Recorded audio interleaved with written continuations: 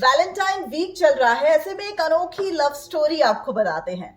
दरअसल एक लड़की की सगाई हो गई, लेकिन जब सगाई हो गई तो उसके अगले ही दिन उसके प्रेमी ने लड़की के घर वालों को फोन कर दिया और फोन पर कहा कि मैं लड़की के बिना मर जाऊंगा। ऐसे में घर वाले भी घबरा गए। उन्होंने लड़के को बुलाया और लड़के के परिवार वालों से बातचीत की। उसके बाद ये पूरा मामला थाने में पहुंचा, लेकिन पुलिस ने दोनों ही पक्षों को राजी करके उन दोनों की शादी करा दी। अब आपको बताते हैं दरअसल ये बात यहाँ तक कैसे पहुंची।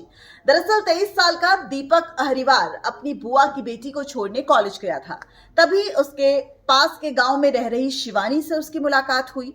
दोस्ती प्यार में बदल गई। 2.5 साल दोनों दोस्त रहे, काफी बातें हुई। अब उनका जो मिलना था वो बहुत ही कॉमन सा हो गया था। अब वो दोनों एक दूसरे के बिना नहीं रह सकते थे।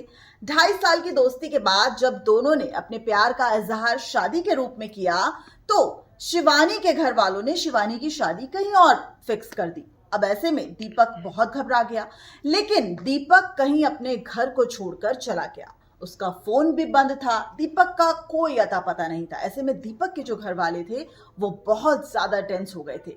लेकिन देखिए उस लड़के की हिम्मत। शिवानी की सगाई तो हो गई, वो उसको होने से नहीं रोक पाया, लेकिन सगाई के अगले ही दिन दीपक ने खुद ब खुद शिवानी के घर वालों को कॉल किया और कहा कि मैं शिवानी के बिना मर जाऊंगा अगर आपने मेरी शिवानी से शादी नहीं कराई।